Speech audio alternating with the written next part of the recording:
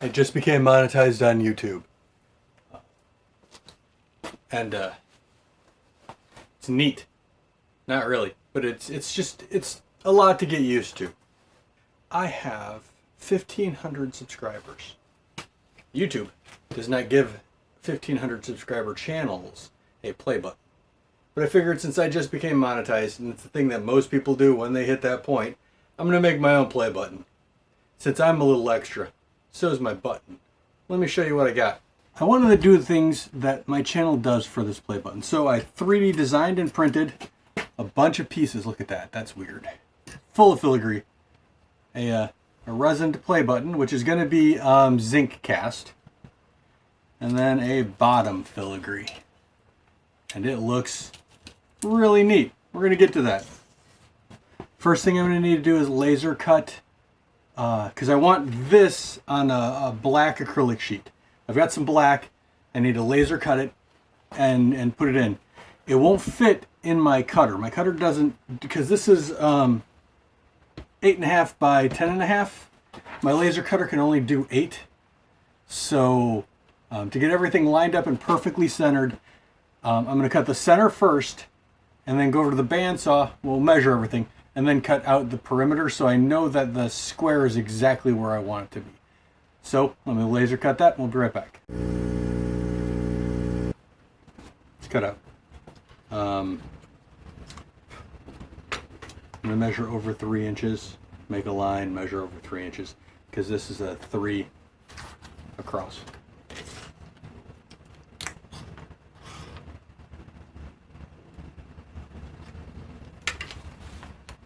I do have a little playroom, so it's not like if it's a little too small or a little off center, it's not going to be as noticeable and that big of a deal.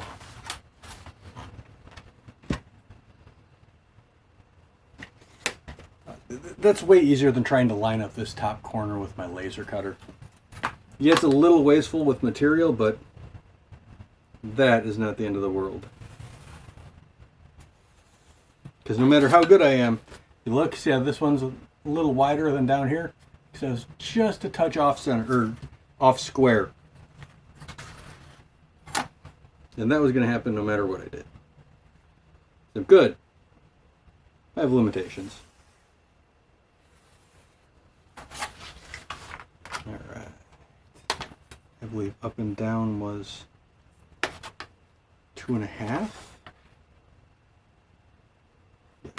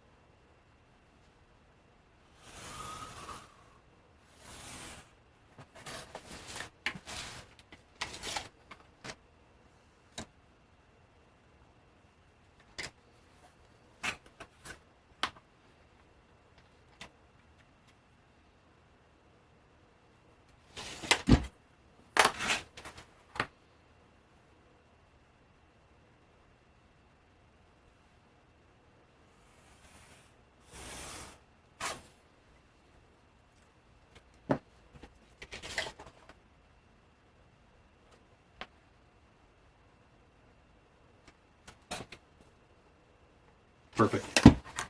Here's my border. I'm going to cut this on the bandsaw.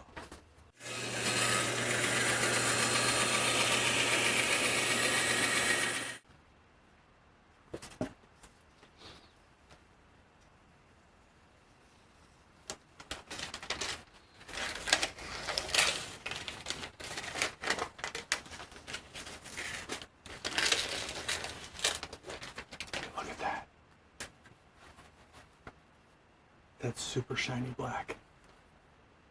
So I have, where did I put that? Some red that I'm going to put down underneath. So it's going to go red acrylic, black acrylic, filigree, and filigree. Then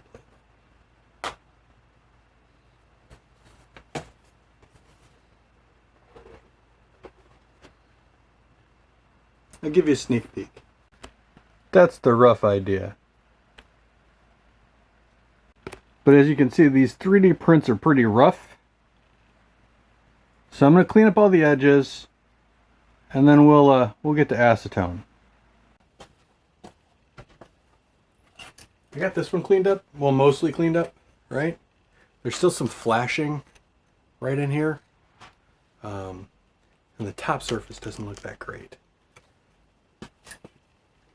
I started working on this bottom one, and it's just, I mean, look at all that. There's so much, and then there's a lot of post-processing after that.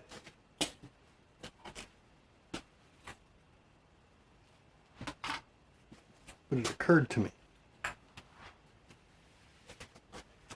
that I have a resin printer, and with a little bit of tweaking to the file, I made it printable. It's a bit too big for my small printer, and the big one is still, I still need to fix.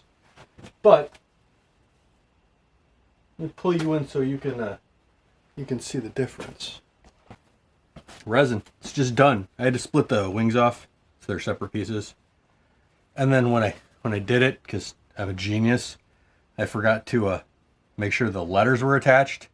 So the whirly was, yeah, it didn't quite come out right. So this is getting reprinted. But I mean, compare the two look just,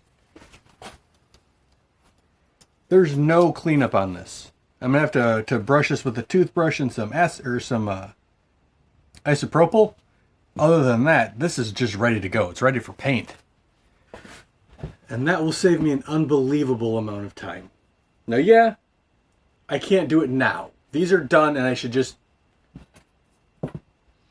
I use FDM prints for durability. My helmets need to be a little more durable than resin gives me. I don't have to worry about dropping the helmet and having it shatter. I've had resin prints shatter, but this, it's going on the wall. It's not going to go anywhere. I don't need the durability of PLA, so I'm making the whole thing out of resin. Sometimes it takes a little longer to do it the right way, and that's where we're at now. So as soon as the rest is done printing, we'll pick it up from there. This is the FDM print. And I could have gotten it all smooth and sanded, but there's no real reason, right? I mean, especially not when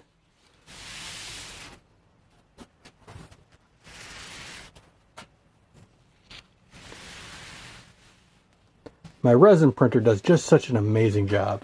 Plus, I had to separate all of these little filigree pieces. So now, painting it should be super, super easy. Which is where we're at. Everything gets a light coating of primer. Probably 2 coats.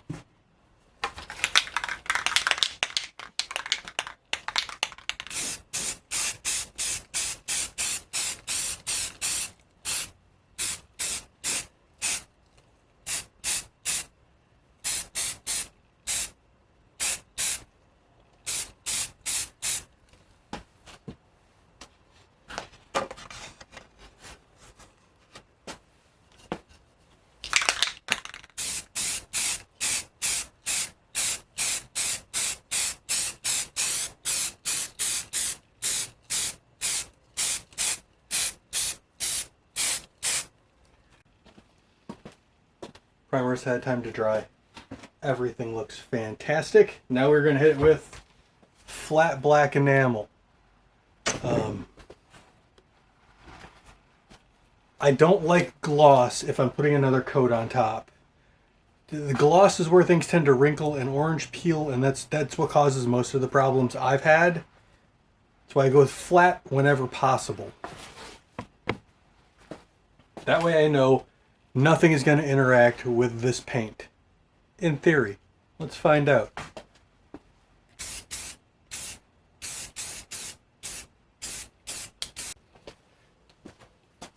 These are still a little tacky. A little stick to them. And that means the resin is interfering with the paint curing, which would normally be a problem. We can use this in our benefit though, because I am going to graphite powder these. We're going to do them one at a time. But I'm going to angle you down so you can get a real close view of what we're doing. This is the worst clear I own. It takes forever to dry. Again, that's what we're going for here.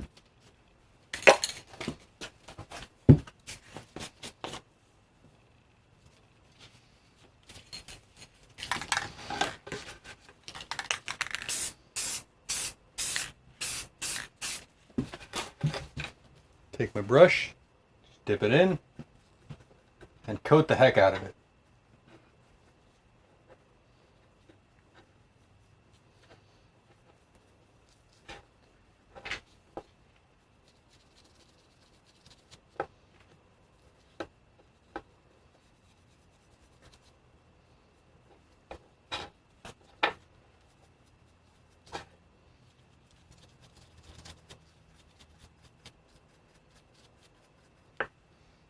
That's it.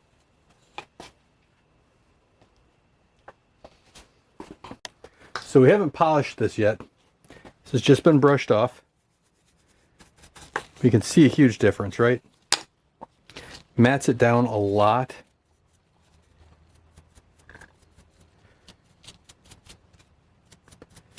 And once we rub or polish this up, that is going to look spectacular. So I'm just going to do the same thing. I'm just going to do the same thing with the rest of them. We'll pick that up in a minute. In fact, well, let's do a time lapse. Those are always fun.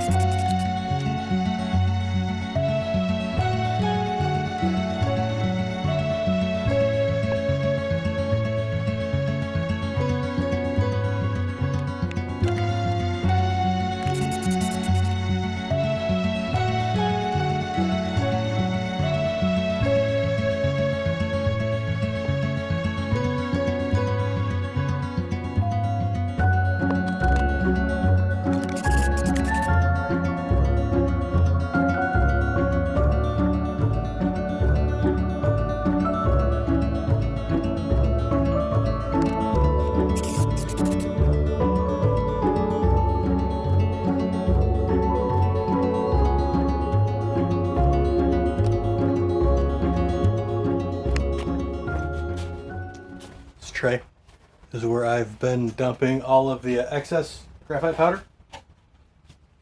In my infinite wisdom, I should have probably taken the had a couple of Dremel polishing wheels in here. Wasn't paying attention. There we go. Everything else just gets dumped back in. I've been using this same container for years now. I've yet to run out of it. Stuff is super inexpensive.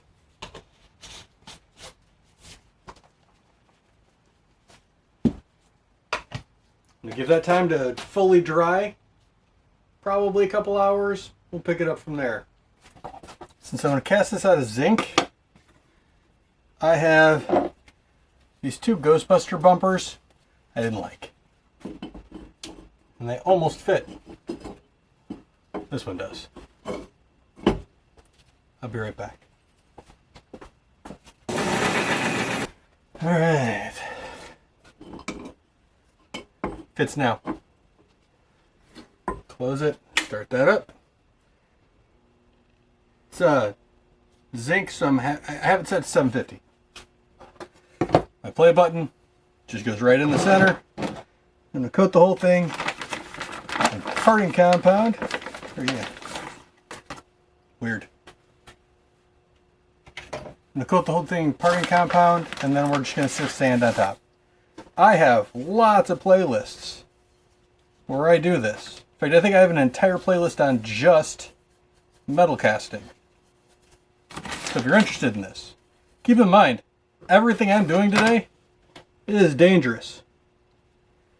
This is molten metal. Molten metal is nothing to mess with. Especially not zinc. Zinc seems safe. Because you don't have the furnace blasting at you. So you're like, oh, it's just an electric thing. It's fine. Molten metal is dangerous. So if you're going to do anything like this, keep in mind, molten metal is dangerous. I am just sifting sand into a mold. It's a two-part cast iron mold. The sand I'm using is a oil-infused sand. This stuff in particular is called Petrobond. That's the brand name, not the type. Obviously not sponsored. I'm using resin for my positive. So the resin I use is relatively fragile. It doesn't really need a lot of force. See a lot of people hitting it with stuff. It's not really as needed.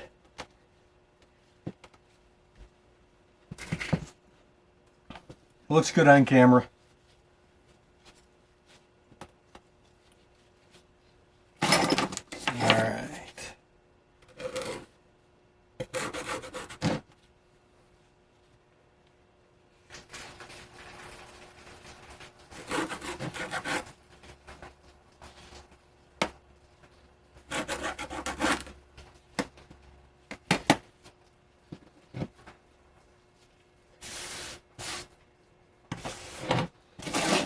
Now this is the part that's the magic part.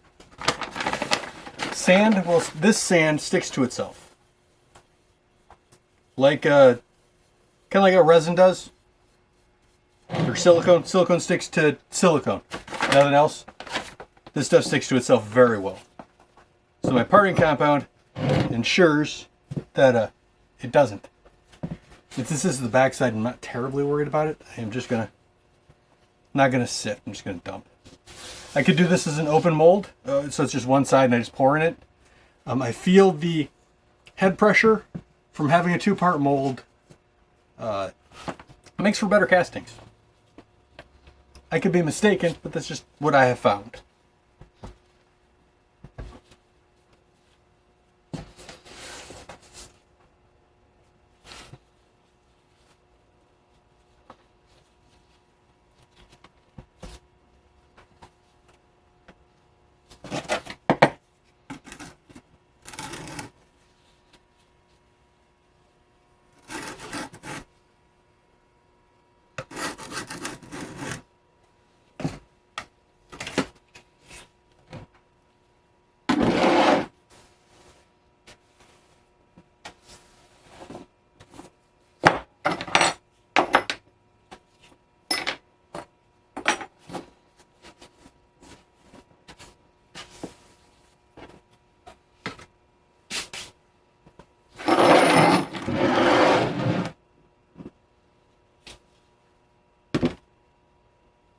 So this is going to be the top. This is where I'm pouring from. So put a hole.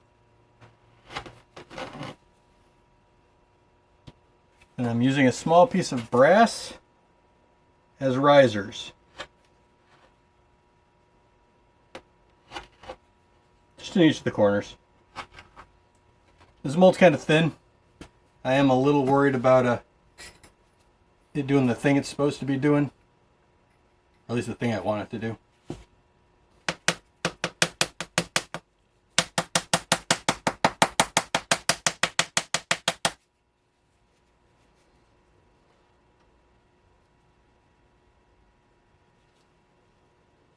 How bad is it? Not bad.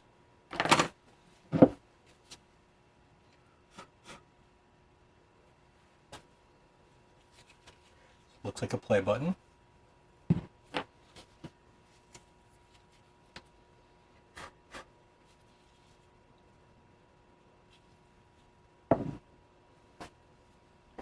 I am not going to cast on this table. I'm going to cast in this bucket. So I want this to be flat adjacent.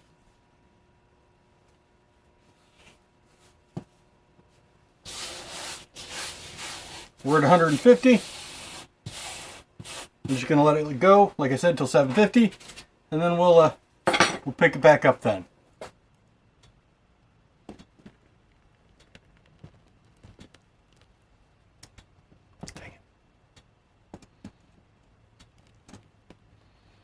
That could have gone better. I should have put a weight down on top of it so it popped the mold a little bit. Shouldn't be a problem.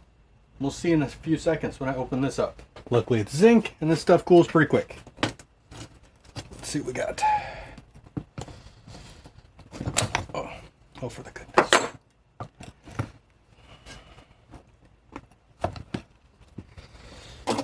It looks like the whole thing poured. This may have a little extra flashing to deal with. That's not the end of the world. That's pretty okay. What do you think? That looks like a play button to me.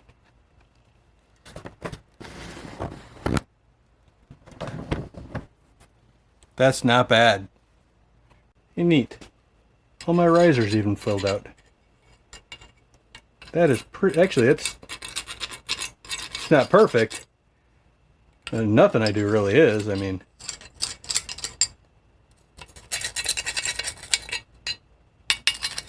but that turned out pretty okay. Neat. Let's go dunk this in some water.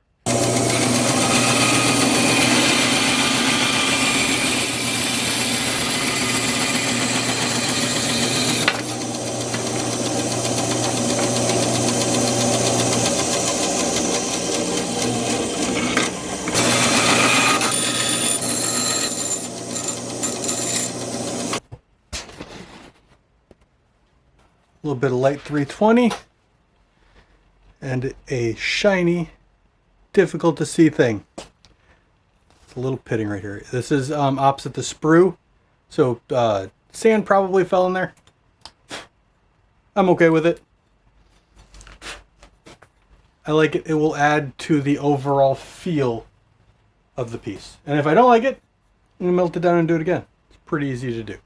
So this is with the lightest bit of steel wool, right? And that looks spectacular. So I never explained why I use clear like I do. So if you put graphite powder on a thing, the graphite powder will eventually just wear off. I use the clear coat kind of like an epoxy. So it's like cold casting. So the epoxy or the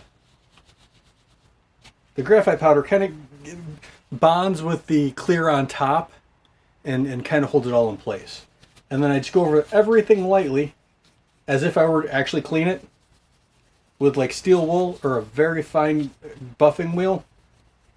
And you get this just amazing result. No? That. There you go. Right? And that just, it looks just perfect. And then we're just going to go over everything. Mainly to dust all of it off. But it gives it this cool stone metally look about the filigree. It's got just so much character to it. I love it. If I'm going for a gunmetal, this is what I'd use. So I'm just going to steel wool everything, and then we're going to assemble everything. We'll be back in a second. All right, we're going one step at a time. Take it nice and slow. And yes, I'm adhering everything with hot glue. It's a plaque. Nothing's really going to stick to most of this stuff anyway.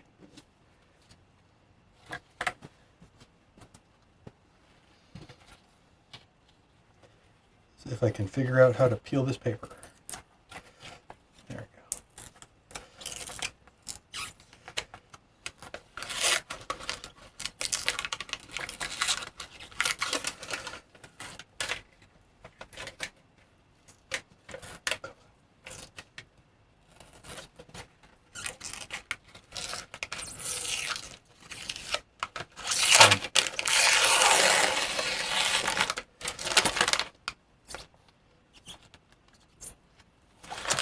I have the worst time peeling this stuff easy or cleanly.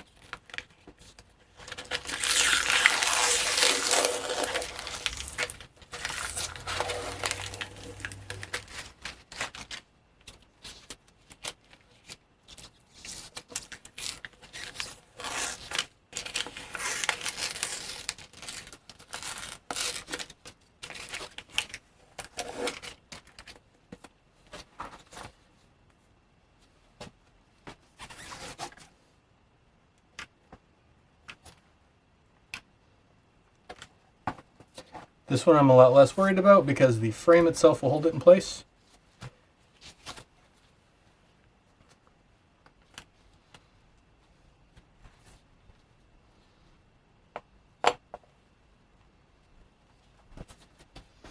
That's gonna be neat. All right.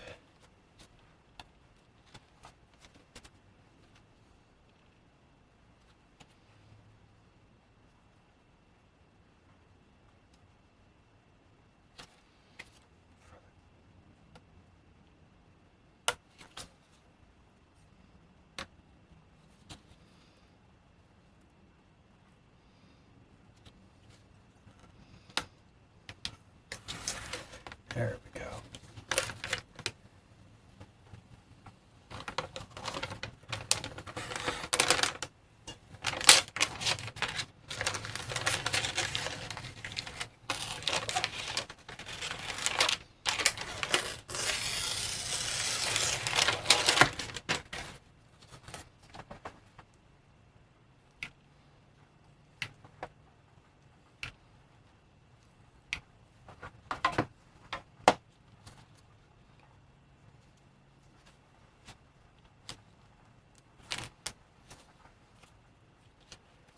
It's probably going to be upside down for you, but that's where it's going for me.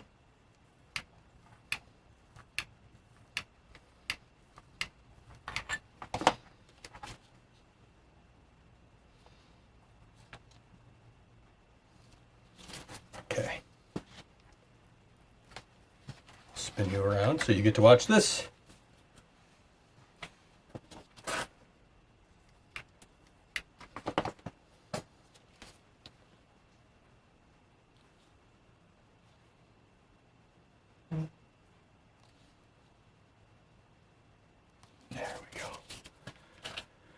See if we can bring you in just a little closer and give you a more direct view.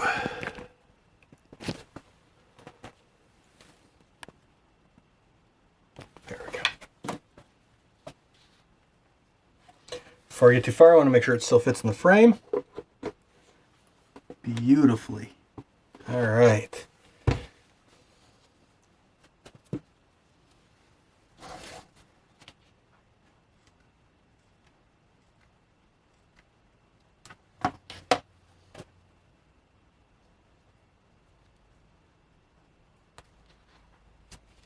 It's going to take me days to pull all these little wispies off. You're not going to have to deal with that. I'll do that on my own.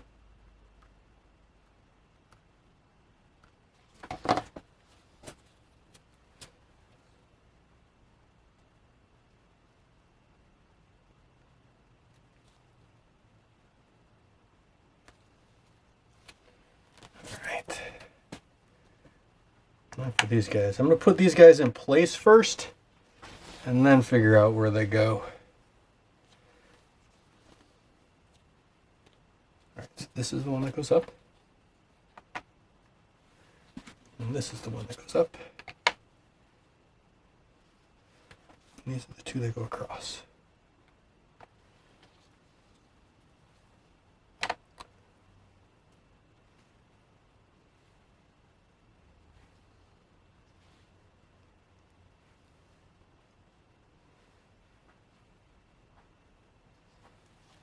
I think that's about where I want it. Looks pretty good.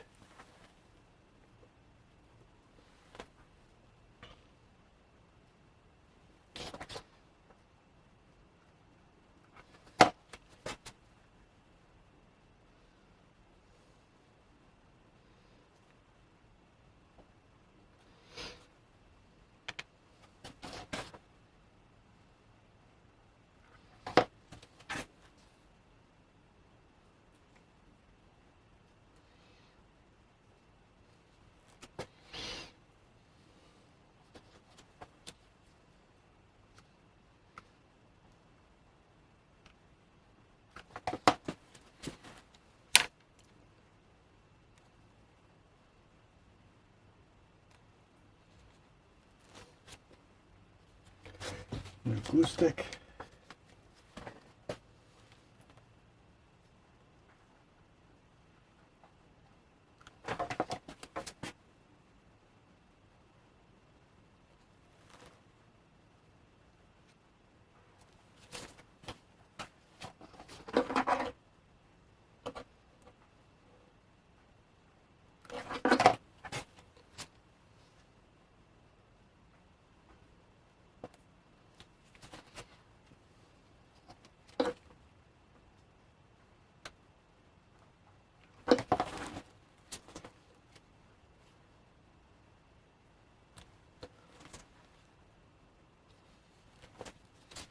There we go.